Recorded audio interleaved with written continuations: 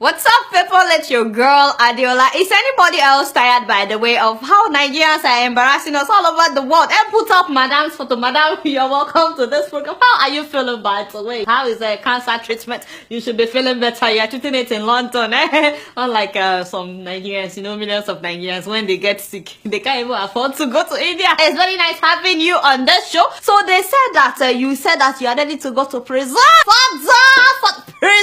Father, I don't understand, Madam Madweke. For years, we've been saying you be thief. As in that you stole money is what I'm trying to say. Money meant for the betterment of the future of millions of Nigerians. But you denied every single allegation. But now that America is involved, now that America is revealing all the secrets, suddenly you are no longer denying it. Now you are saying that you are ready to go to jail.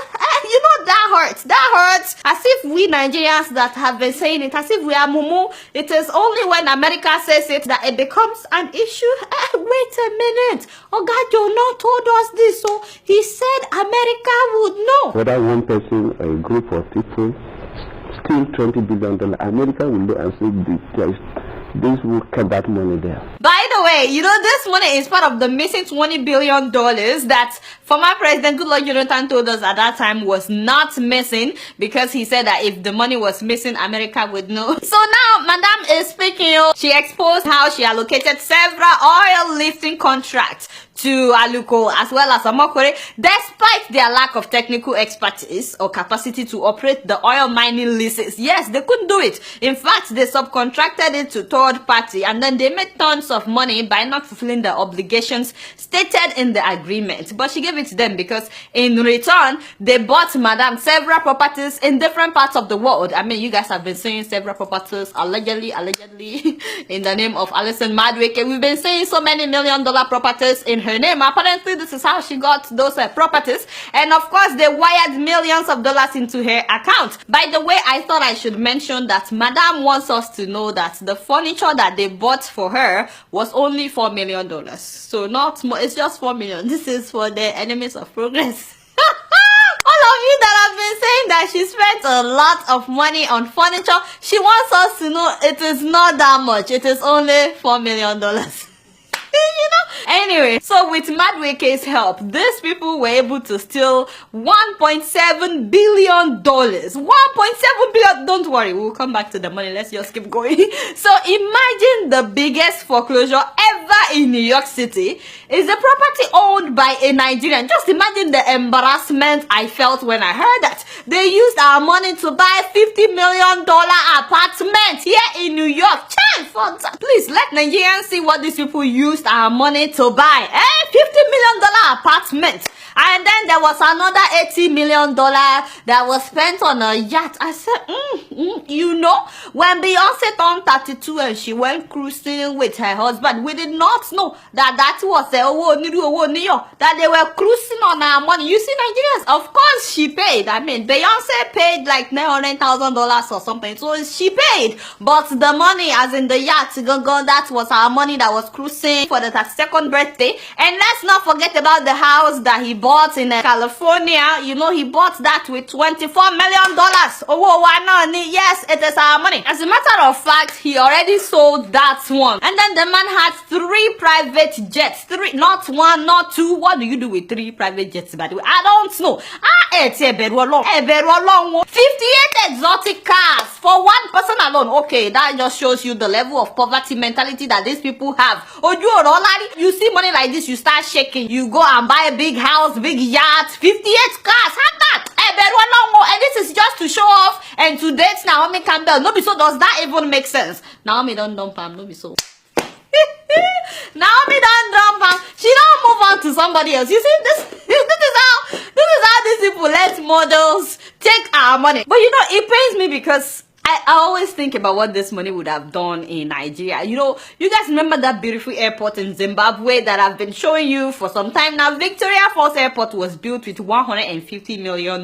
At father, 150. I 13! Think of how many of that we would have now in Nigeria. 11 of such airports would be in different places now in Nigeria. In fact, forget about Zimbabwe. Are you guys familiar with the Enfidha International Airport in Tunisia that was built from 2007 to 2009? They spent $520 million between 2007 and 2009 to build that airport. $520 million. That means that with this money that these people stole, at least we would have 3 of such airports in Nigeria. It's a very beautiful airport, very efficient. I mean, the Cape Town International Airport in South Africa was renovated and expanded in order to look as good as it is right now with $138 million. Just $138 million. So that means if they should spend that $138 million on the airport in Lagos, what we would have right now would be the envy of so many countries. But you know, forget about airport. Madam is sick in London. Not so you think that money would have built her a very good hospital where they will be treating her in a of course.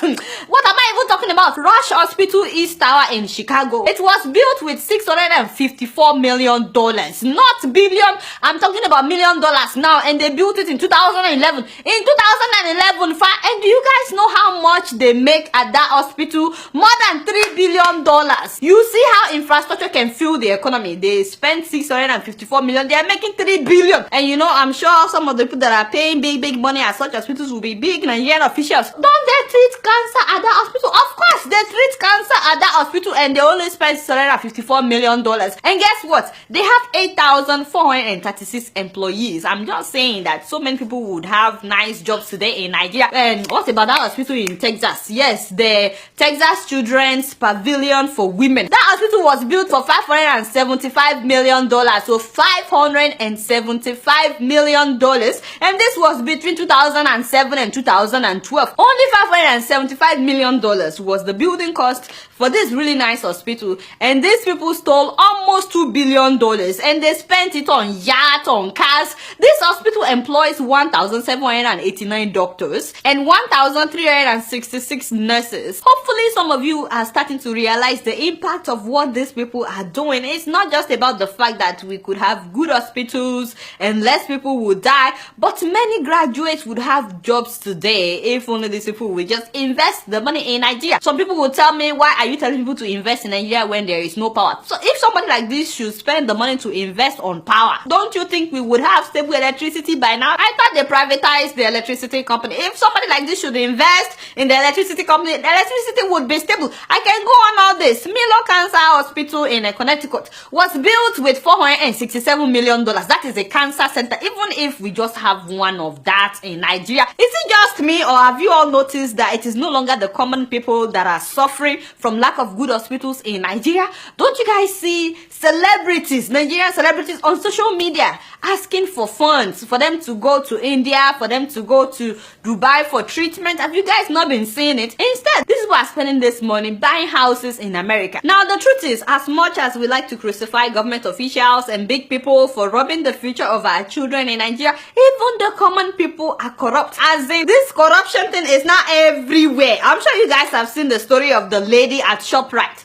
the one that stole 554 million naira from customers within 1 month. I mean, how? How is it possible? A sales girl, Miriam Mufutao. Auntie Moria. Hey, you don't have her photo. Auntie Moria, hey, within 1 month of getting a job as a cashier at a ShopRite, within 1 month of resuming for her job, this girl bought her own POS, so she would swipe customers' cards on it. So instead of the money going into ShopRite's account, it was going into her account. Nigerians, why are we like this? Why? You see, I fear Nigerians. I fear Nigerians. So politicians are robbing us left and right, and now common people are also robbing people. Habba, even a sales girl stole 554 million in 1 month. In 1 month, what was successful? You would think that she would have stopped after 1 or 2 million or 10 million. Now, like, she had to go on 554 million until she got caught. Of course, the girl will go to prison for stealing the money. Although she stole a lot of money, don't get me wrong, but I know some people that have stolen billions of dollars and they are not going anywhere. Just think of all the hospitals, the airports we would have today, how advanced Nigeria would have been if not for these thieves. And it's so clear that the government has failed us in Nigeria. You would think that by now some non-profit organizations will come together, even if it's just to build one badass hospital, just one that the whole world will be talking about and say, just one good hospital of amazing standard, at least the 1 billion that we spend every year on medical tourism, at least that would now be invested back into the Nigerian economy, you know, because once we have at least one very, very good hospital, trust me, the federal hospitals, they will feel the competition and they would improve. But another thing I found really interesting is the fact that the US did not say anything for years, all this while, when these people were buying the yacht, when they were buying the apartments in New York, when they were wiring the money into America, and they did not say anything. They've been pumping this money into the American economy. They didn't say anything. It is now that America is talking. I want to know what you guys think. So they have money in America, in UK and Switzerland. Do you think that the US or UK or Switzerland should return the money that had been looted?